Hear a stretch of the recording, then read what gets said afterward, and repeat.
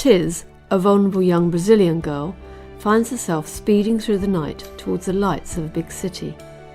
Her companion is a man who has promised her parents that he will find their daughter work as a maid. What awaits her there is something different, however, and her life becomes increasingly fraught with danger, both mental and physical. Interwoven into this tragic and violent storyline is the account of a young doctor whose life and love affair in the south of England are in stark contrast to the dangerous, sexually abusive situation in which Tiz finds herself. Yet their stories and that of their families become closely linked. You are listening to Tiz from the novel The Garden of Sparkling Delight by Deborah Varun. Part 4. Prowlers Delight. Tiz is devastated when she hears her beloved brother Davi has contracted tuberculosis. To fund his life-saving medicine, she goes to the city to work, as she thinks, as a maid. In the same house, she finds her childhood friend Yara, who tells her that they are both now prisoners in a brothel. "I'm afraid," he said gently, "that your son has tuberculosis." Carlos knew what that meant, and a cold numbness enveloped him. He heard, seemingly from far away, what must have been his own voice whisper, "What can you do to save him?"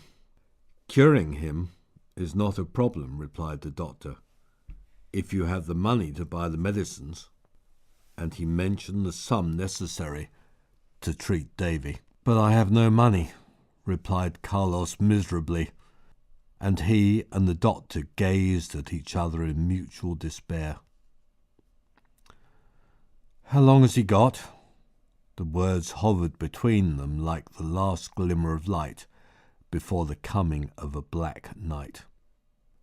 "About 6 months," replied the doctor. Carlos sat paralyzed with the awful news. This couldn't be happening to him. A dark mist seemed to cloud his brain, and he looked at Davy in anguish. Dimly, he heard the doctor say, "I'm afraid there's nothing else I can do." Slowly, as if in a dream, father and son stumbled down the steps of the clinic and out into the busy street. Tiz was glad when the sun came up and illuminated their room, since she'd been sitting with her mother in the half-light of the early morning, straining to see the beach she was endeavouring to thread. Since Carlos no longer had any income from the plantation, their job at home had become all-absorbing, and they were both working away with a desperate, concentrated energy. "I hate these horrible beads," Tiz burst out vehemently at last. "I must have threaded millions. Look at them." She stabbed at the small plastic bags lined up on the table. "We'll never get to the end, even if we work all day and all night." Anna said nothing, but looked sadly at her rebellious daughter. "When do you think Davy and Papai will be home?" Tiz went on. "They've been gone 2 whole days." "They must come back today," replied Anna, trying to convince herself that what she said was true. They worked on wearily for another hour, and then Tiz said firmly, "I'm going to get wood, Mamai." Anna knew that Tiz really wanted to look for Davy and Carlos, but she said nothing. The collecting had to be done alone, now that Yara had gone. So Tiz made her lonely way along the track out of the village, picking up what few twigs there were along its margins. The road threaded its way between tall jacaranda trees and round clumps of bushes, gradually gaining height until it reached a place where the ground fell away and a traveller could see down its length as it descended a long, gentle incline. At the bottom, which was about half a mile away, it skirted a cluster of acacias, and so became lost to view. Shading her eyes against the morning sun, Tiz gazed down the hill, willing there to be someone coming. At first, All she could see was a pony loaded with bananas and pineapples being driven down the track, and then, as she concentrated on the distant bend, two figures came into sight by the trees and began to toil up the road towards her. Even at that distance, Tiz knew who they were, and dropping her bundle of sticks, flew down the road to meet them. How tired they were, how covered in dust, and how sad her father seemed. Tiz knew instantly that something terrible had happened. But the grim misery on her father's face stopped her from asking questions. Instead, she lifted Davy into her arms and, cradling his head against her shoulder, walked slowly home. They came so quietly up the steps to the house that Anna wasn't aware they'd arrived until they were actually at the door. One look at their faces was enough to show her that the news was bad, so she busied herself putting Davy to sleep on his mattress, and then came slowly into the room where her husband and daughter were sitting at the table. "Well, what did the doctor say?" she asked fearfully. For a moment there was silence. Then Carlos looked up from the bowl of food he was eating and said in a voice bleak with despair, "He has tuberculosis, and he's going to die because we haven't the money for the medicine he needs." There was a stunned silence. Then Tiz jumped to her feet, knocking her chair over. "He can't die," she shouted. "I won't let him. Somehow I will earn that money if it kills me." And she stumbled out of the house and sat down on the steps, determined to do something to help. "I will save him," she said to herself over and over again, as if the mere repetition would make it a reality. "I will! I will!" When her mind had quietened a little, she crept back into the house where her mother and father were still sitting talking in low voices, and went over to her bed. Taking down her two most precious possessions, the shell and the hanky, from the shelf above, she walked softly back outside to her seat on the steps and sat looking at them. Carefully holding the shell in her hand, she put her mouth to the opening and murmured softly into the waiting pink ear, "If there's anybody there, come and help me. I don't know who you were who covered my face by the boat, but please, please come again and help me save my brother." She then cradled both shell and hanky in her arms, and rocking rhythmically back and forth, felt a little comforted. 3 weeks went by, and on a hot sunny day, darkness again insinuated itself into the village, despite the radiant sunshine. It came, as before, in the shape of the well-dressed man Tiz had seen putting Yara into the pickup at the dead of night. This time, Tiago, for that was his name, came to the house, and for a long while talked to her parents, while Tiz and Davy played outside with the wire car. After a while he left, got into his car and drove away. Then from the open door came the unusual sound of her mother and father arguing. At last she could stand the suspense no longer and crept quietly into the room. When Carlos and Anna saw her, they both fell silent. "What's happening? What did he want?" demanded Tiz. "Tell me. I'm old enough to know."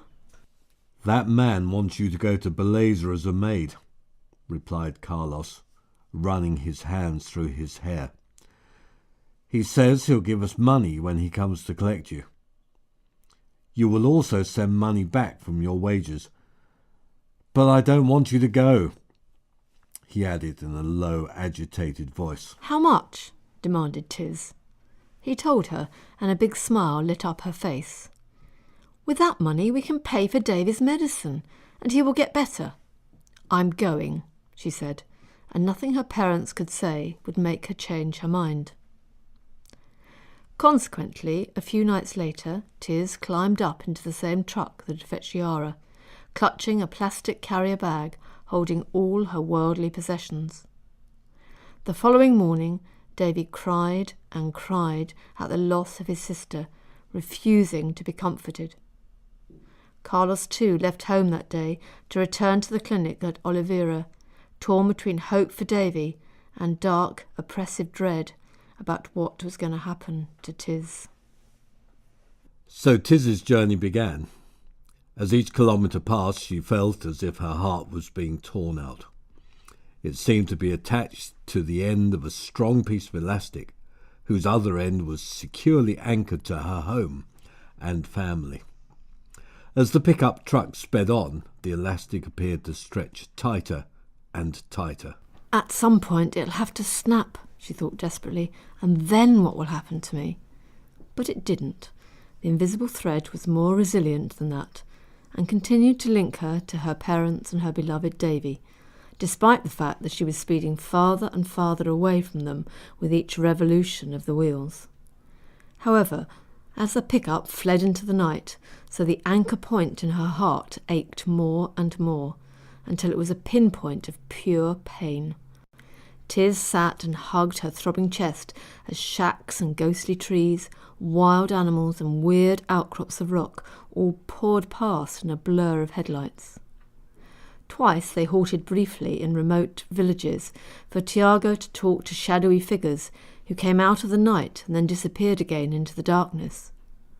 At last, as dawn began to finger the clouds, Tiz, aware that the truck had drawn into a petrol station, fell into a deep, exhausted sleep, curled up on the front seat.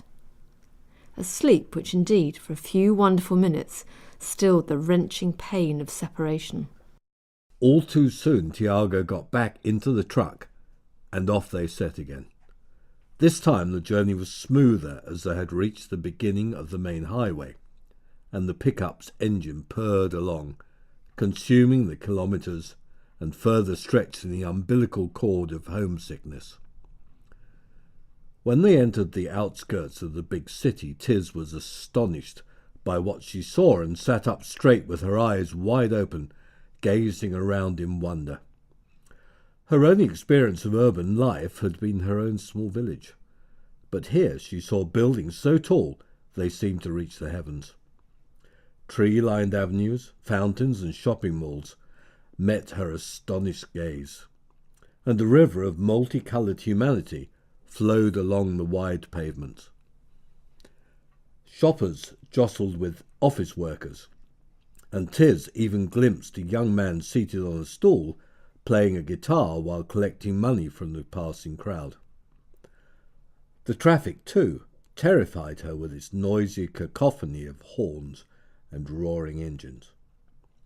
On all sides they seemed to be hemmed in by cars and buses, until eventually they came to a halt in a dense traffic jam, where they spent so long that a street vendor sold Tiago a bottle of Coke to drink while he waited to move on. At last the sheer noise and the overload of so many new sensations was too much for Tiz, and she closed her eyes, covered her ears, and longed for the peace and quiet of home. When the traffic began to move again, Tiz was aware that the truck was gradually climbing upwards and opened her eyes to look once more. Soon they turned a corner, and there, spread out beneath them, she could see a wide silver estuary threading its winding path to the sea. The glimpse was only momentary, however, as they immediately plunged into a maze of small streets and alleyways where they had to go more slowly, threading their way between bicycles, market stalls and piles of rotting pineapples. On several occasions the truck had to swerve to avoid groups of playing children and the mangy dogs who were rooting about in the rubbish. Just when Tiz thought she couldn't bear another minute of this journey, they pulled up in a filthy back alley. Silently, Tiago, who indeed had not spoken for the entire journey, got out of the truck and unlocked a door that gave onto the narrow street. He beckoned to her to join him. Tiz looked at the shabby buildings with misgiving, but obediently scrambled out of the truck, feeling very stiff and sore from the long journey. Clutching her bag, she reluctantly picked her way through the filth in the road and through the doorway. The door banged shut behind her, and Tiz heard the grinding of the key in the lock. Inside was a small dirty courtyard, and ahead a tall 3-storied building rose forbiddingly black against the blue of the sky. Tiago disappeared through another door into the house, and Tiz stood looking around, feeling trapped and alone. For the first time in her life, she was imprisoned in a confined space, and her immediate impulse was to go and beat her fists on the street door. Common sense told her that would be useless, so she stood, heart beating wildly and legs trembling, waiting to see what would happen next. Moments later, the door swung open and Tiago came out into the yard, followed by a thin old woman. Her face was wrinkled and rubbery, like a slice of over-baked aubergine, but the most striking feature was the mouth. This curved around a skull-like jaw in a cruel, thin line, and was painted bright red. The old woman's hair was henna orange and pulled severely back into a bun, secured with large, brightly coloured combs. However, it was the eyes that held Tiz mesmerised, as they were reptilian in their blackness, merciless and icy cold. "This is her?" The words fell like shards of glass into the silence of the courtyard, the voice dry and arid. "She's thin, but I suppose she'll fatten up a bit." "She may be thin, Tia," replied Tiago smugly, "but she's unspoiled goods." "Ah." The old woman let out a satisfied sigh, a brittle sound that, despite its brevity, held a world of menace. Just what those whoring foreigners are always asking for. "What's your name, girl?" "Tiz," stammered the frightened child, and shrank back as a skinny arm grasped her shoulder and bony fingers pinched her cheek. She was then turned this way and that, as if she were a dead chicken in the market, being inspected for its suitability for the cooking pot. "That's no good for a working name. We shall call you Little Flower. You're small enough for that. Get in." And she motioned Tiz to go before her through the door into the house. Tiz entered the dingy kitchen, which looked out onto the yard. It smelt of stale food, and she noticed the sink was piled high with unwashed plates and mugs. Off this was a tiny storeroom with a thin, soiled mattress on the dirty floor. "You sleep here," said the old woman sharply. So, not understanding quite what she was supposed to do, Tiz immediately squatted down on the mattress. "Can you do housework?" The question came abruptly, and she had to think carefully before she replied, as she felt so tired and confused. "I can clean and cook," she murmured, looking down at the floor. "Good. You can start now," said the ice-cold voice. "Get up, you lazy slut. It's not time for bed yet." Leaving her meagre belongings on the mattress, Tiz followed the woman into the dirty kitchen in a daze. "There's the rice," the old woman said crisply, pointing to a large sack propped up against one wall. "Beans are in that cupboard. I'll show you how much to cook." With that, she tipped a huge quantity of rice into a grubby pan on the stove. "That would feed our family for a week," thought Tiz dully to herself. "But I must do my best if I'm to please her." "We eat at 5, snapped her new mistress. "Make sure it's ready and have plenty yourself. Someone will come and carry it in for you." And with that, she was gone. Tiz set to work feeling tired, disorientated and utterly dismayed. Her back ached, her small arms ached, and her head ached with the oppressive heat of the kitchen, but at last it was cooked and taken into the adjoining room by Tiago. When the empty plates came back, Tiz realised there must be at least 10 people in the house. That's a lot of people for one family, she thought listlessly. I wonder who they are. She set to work, washing up the plates and pots in the grubby sink, and with her last reserve of energy scoured the rice pot until it shone. She then lay down on the smelly mattress in the storeroom, cuddling the shell wrapped up in the handkerchief, and fell into an exhausted sleep. The next day passed in a similar fashion. At meal times Tiz could hear voices, but since she was not allowed out of the kitchen, she had no idea what was going on, even in the next room where the other people in the house ate their meals. Some of the voices she could hear were girls' voices, and once or twice, one particular one seemed to awaken a distant memory in her mind. It was as if a lovely song from years ago had threaded its melody back into her consciousness. But she couldn't put a name to it. I'm sure I know that voice, she thought to herself, but she was so busy that she didn't have time to puzzle out where she could have heard it.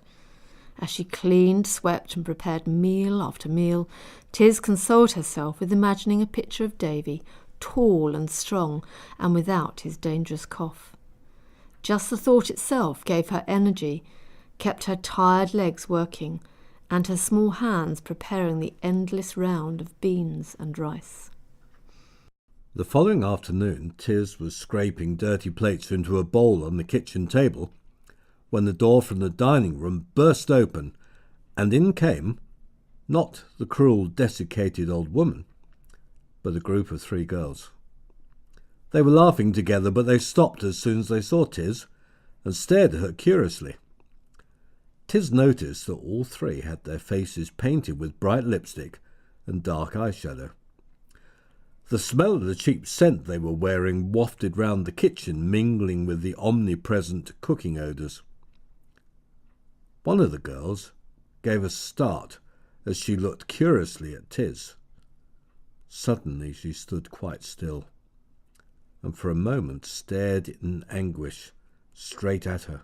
Oh no, not you too, Tiz? The words came out in a distressed whisper. Yara, cried Tiz. You? Here? But how? I don't understand. Are you a maid here too? Yara moved swiftly across the room and caught Tiz in her arms. Oh, Tiz, she said in a broken voice, I prayed he wouldn't find you, that you would be too thin for him. Yara, Yara, wailed Tiz in bewilderment. What's the matter? What's this place? And why is it so bad for me to be here? I only came to earn money to pay for medicine for Davy. He's ill. Yara, bereft of words, stood looking sadly at Tiz. Eventually, she took her gently by the arm and led her out of the kitchen. Come to our room, she said dully, and led the way through the dining room and up a short corridor into a hallway in the centre of the house. The turtle is out, so the place is ours for an hour. That's our name for the old hag you're cooking for. Off the hall, Tiz could see 5 small rooms which all appeared to be bedrooms. The hall itself was empty except for 2 couches, which were draped with faded red velvet. A short corridor seemed to lead to the front of the building, and Tiz could hear the sounds of a busy street outside. Behind the closed door was a staircase, which led to the upper part of the house. Quickly, Yara led the way up the stairs to a large room on the 2nd floor, which was the girls' dormitory, sparsely furnished with bunk beds and a wash basin. There were no chairs or cupboards in the room, and the only light came from a single high window, which was heavily barred. Yara sat down on one of the lower bunks, pulling Tiz down beside her. The 2 other girls, whose names were Yaritza and Magdalena, sat on the opposite bunk and looked quizzically at them. Tiz lives next door to me at home, said Yara in a quiet voice. She and I are best friends. What's the matter with this place, Yara? Tell me, whispered Tiz in a small voice. She could see that this Yara was not the Yara she remembered.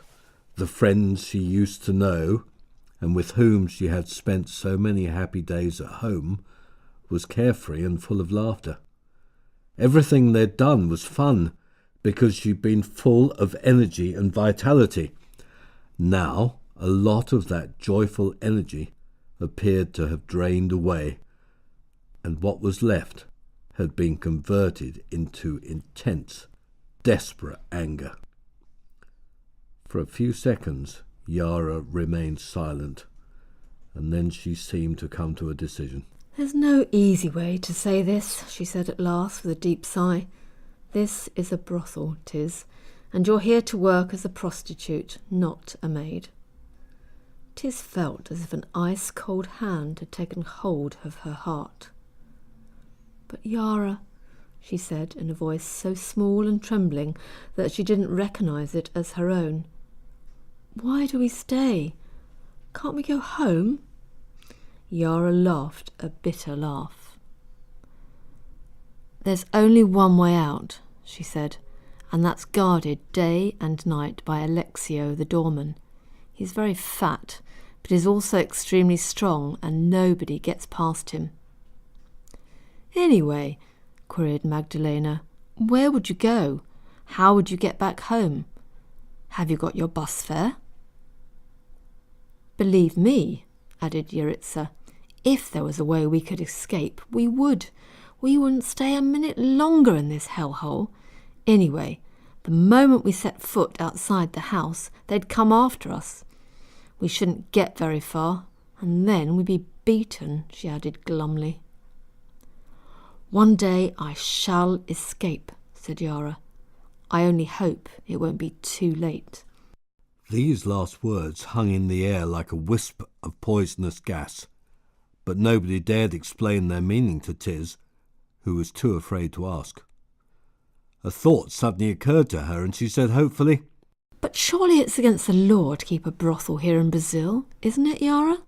"Yes," replied Yara, "but the police turn a blind eye to it. I guess the turtle gives them money, and we have to entertain several policemen each week for nothing. Besides, it pretends to be a strip joint. I only wish it were," she added wryly. At that moment the door opened, revealing the turtle, who looked very cross. "Magdalena, why aren't you in the window?" she rapped. "Sorry," said Magdalena sullenly, walking reluctantly from the room to take her place in the shop window on the street, which advertised the pleasures on offer inside. "What are you doing here, little flower?" snarled the turtle, turning to Tiz. "Tiz is an old friend of mine," Yara said, speaking up for her. "May she come and share our room, please?" "I suppose so," replied the turtle grudgingly. "Now get back to the kitchen immediately, lazy slut." Numbly, Tiz followed her down the dark stairs and through the waiting room into the kitchen. "Sweep the floor," ordered the turtle. "You forgot to do it yesterday." You have been listening to Tiz from the novel The Garden of Sparkling Delight. You may find more information by searching the web for The Garden of Sparkling Delight. Soaring to the skies with the wind in your hair, safe place only you can hide, trusting in those to keep you safe from harm. No hope tomorrow, nowhere to run, wondering how your life could be so cruel, just like the others, so vulnerable.